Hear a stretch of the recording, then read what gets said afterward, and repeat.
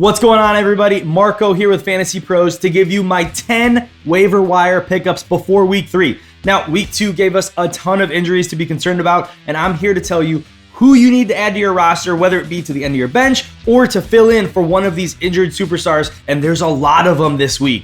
Before we dive in, I want to remind you of, if you want a chance to win a signed Devontae Smith Eagles helmet for free, courtesy of our friends over at pristineauction.com, all you need to do to get your entries is to head over to fantasypros.com/contest, complete the form, and then either download Fantasy Pros Draft Wizard app, leave a review for the podcast, or follow us on X, Instagram, TikTok at Fantasy Pros. The more actions you complete, the more entries you get to win this awesome prize. And if you're watching on YouTube, make sure to hit the bell, turn on your notifications so you don't miss a podcast release and your chance to win or claim your prize. All right, we are going to jump into my first tier of waiver wire ads. I've got these broken up into 3 different tiers for you. The first tier this week is 8% of your fab or less. You've got less fab to work with from week 1 most likely. And honestly, these are players who I like quite a bit, but there are underlying things that can happen that can lessen their value as the season goes on. So 8% is the max for this group of players. Now, number 1 is a guy who has been mostly left for dead coming into this season. It is Quentin Johnston, wide receiver for the LA Chargers. Now, most of you have probably heard J.K. Dobbins' name when you look at the Chargers. He is the breakout, the comeback player. Everyone is stoked about J.K. Dobbins, but Quentin Johnston is quietly having an incredible start to his season, especially when you look at it through the lens of what he gave us last season. Now, in week 2, he had 2 touchdowns, count them, 1-2 receiving touchdowns, and that is really exciting because it's not only the touchdowns that matter here, but it's his target share. He had a 30% target share and is in the top 3 in the NFL in first read target share across the first 2 weeks, according to Fantasy Points data. There is a lot of things to like in the underlying metrics for Quentin Johnston. He is the Chargers wide receiver 1 right now. Now, Ladd McConkey fans might not like that, but Ladd McConkey's a rookie. He's going to take some time to continue to adjust to the NFL game. And not only that, but historically, Ladd has always been a really good number 2. In Georgia, he was a great number 2 to Brock Bowers. And so Quentin Johnston could be and continue to be the number 1 wide receiver for the Chargers.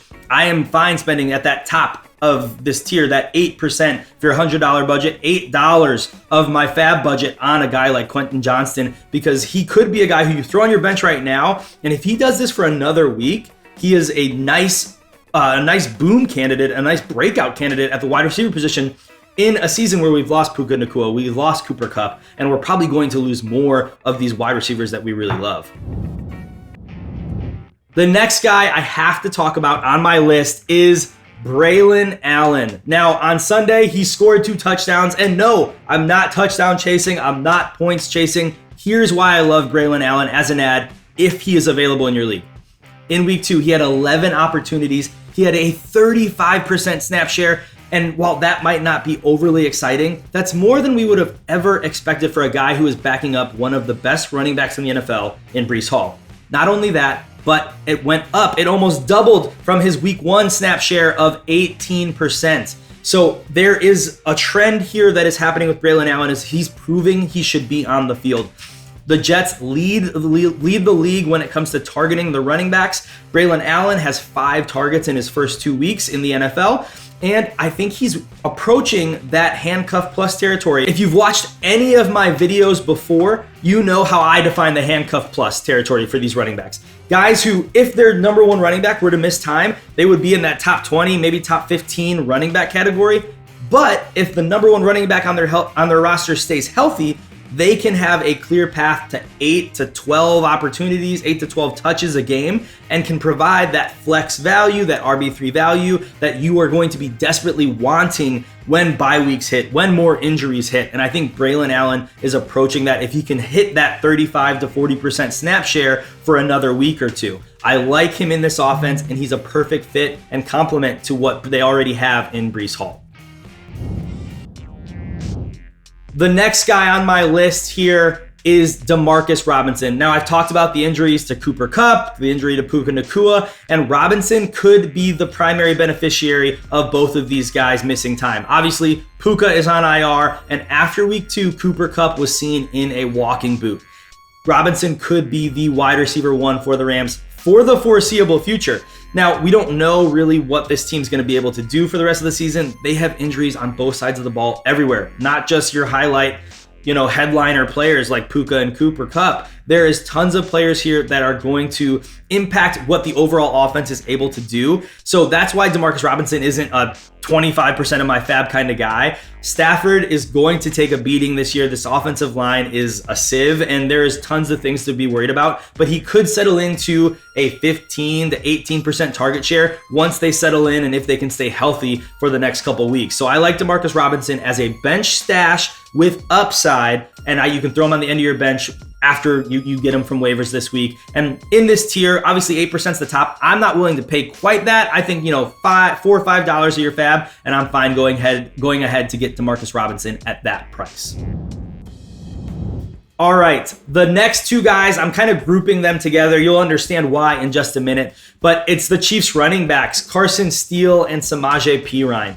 Isaiah Pacheco is officially going to the IR. He could miss 4, 6, maybe even 8 weeks with a broken fibula or a fractured fibula. There are a lot of questions surrounding the Chiefs running backs. And really, when you look at what they have, Carson, Steele, and Samaje Perine are likely to be a full committee in this backfield, assuming they don't add anyone. Maybe they go out and add a Leonard Fournette, a Kareem Hunt, something like that. But even if they add one of those guys, this is going to be a committee. They're going to probably do hot hand approach here. To me, I think these guys are more in that, $4 or $5 range when I look at my $100 fab. But here's the roles they'll play. Carson Steele, he got a majority of the work after Pacheco went out, but he did fumble. He is that bruiser, the guy who's probably going to get goal line opportunities for this offense. Again, assuming they don't add anyone else. But Samaje Perine could still fit in well and get some high leverage touches for fantasy football. He's going to likely be the the receiving option for this team for fantasy football. I don't think Carson Steele is really going to make an impact in that category. He's kind of a net zero when it comes to what he can do as a receiver. So I like investing a little bit on either of these guys. I wouldn't go in on both. Pick the guy you believe in the most. For me, I'm going to go in on a guy like Carson Steele because he has the touchdown opportunity in a high-scoring, high-powered offense normally. And Samaje Perine, he is one of the more replaceable players. We've seen a couple teams see him succeed and then immediately move on and replace him. So if they were to add a guy like Kareem Hunt, for example, I think he's going to eat into Samaje Perine's work more than he would a Carson Steele. All right, we're at the halfway point, and I have to remind you about the FantasyPros Waiver Wire Assistant. Take the guesswork out of your waiver wire decisions and get instant analysis on potential moves from over 100 different fantasy experts. You can discover both the weekly and the rest of season-long impact of every waiver wire move you're looking to make. Just head over to fantasypros.com/myplaybook or download the Fantasy Football My Playbook app to optimize your lineup today. All right, the next tier of players we have to talk about is my 3% or less of fab tier. Now, these are players who, if you're desperate at a certain position, they can fill a need for you. They can be at the end of your bench and provide you with some depth. But I'm not breaking the bank on these guys, and there's a lot of concerns with what their current situation is of how long they can keep it up, really if there's guys in their way, things like that. So let's go to the first guy on my list in this tier, and it's Hunter Henry, tight end for the New England Patriots. Now, in week 2, he had 12 targets, 109 receiving yards, and not only that, but those 12 targets accounted for nearly 50% target share for the New England Patriots in week 2. Henry is going to continue to be a focal point of this offense as the wide receiver room is massively in flux. They don't really have that true X wide receiver, that alpha wide receiver. Tons of guys who are trying to really figure out the NFL game at the wide receiver position. And not only that, but they've got Jacoby Brissett. They don't know when Drake May is going to step onto the field. Hunter Henry is the most experienced offensive weapon on this team. He is probably going to be a low-end wide receiver 1 with upside until the Patriots figure out what they're doing because of his experience and what he can bring to this offense. And when you look at the wide receiver weapons, he's probably one of the best red zone weapons as a pass catcher for this team. The next guy on my list is also a New England Patriot. It's Antonio Gibson, running back for the Patriots. Now, he is the backup, obviously, to Ramondre Stevenson, but he got 11 touches on Sunday, or 12 touches on Sunday for 96 rushing yards and 7 receiving yards. Antonio Gibson always had the physical traits to succeed in the NFL. The two things that held him back was the Washington Commanders offensive system and the fact that he turned the ball over a ton. Now, if he can stop turning the ball over, which so far hasn't been a major problem, he could be a really important part of this offense. Similar to a guy like Braelon Allen, where he's gonna probably get on the field every single game, no matter what, because Ramondre Stevenson's just going to continue to get work to the bone, but he can't be on the field 100% of the snaps. And so Antonio Gibson will benefit from that, especially when you look at the pass catching options that we just talked about. It's really Hunter Henry and a bunch of question marks. So Antonio Gibson could start to make an impact in that part of the game for the Patriots as well. He is just shy of that handcuff plus territory for me, and that's why he falls in this 2-3% of your fab. If Ramondre Stevenson were to go down, I think he's going to flirt with low end running back 2 production if he can stop turning over the ball. And so he's a decent add for the end of your bench, but I'm not breaking the bank for a guy like Antonio Gibson.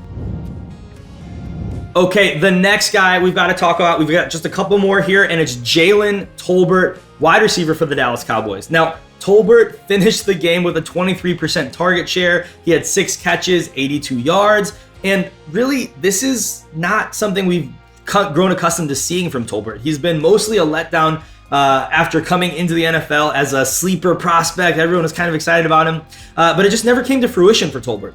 The win for him this year and potentially in week 3, 4, 5 is that the Cowboys run game is just a little bit of a mess, and they're going to be throwing the ball. That's going to be kind of how their offense moves. They've got CeeDee Lamb, they've got Brandon Cooks, who has his moments, but he's also getting up there in age, and then they've got Jalen Tolbert. With the questions in their running game, Jalen Tolbert could be a nice piece as that bye week fill-in, as that flex 2, as an injury fill-in. He's not a guy I want to rely on, but he's a guy I'm happy to have at the end of my bench if things were to progress and maybe Brandon Cooks were to miss time, or, God forbid, CD were to miss time. Jalen Tolbert would be thrust into a, 18% target share or more. So I don't think that 23% is going to be what you can rely on week to week. It'd be a little bit point chasing if you think that's going to be the case. But he's a nice bench stash for now because of the offense. Okay, the last guy we have to talk about in this tier is Alec Pierce, wide receiver for the Indianapolis Colts. Now, Pierce is something like the wide receiver 5 in fantasy football right now. Last week, he was on my list as a guy who, after waivers run, go ahead and add him to the end of your bench.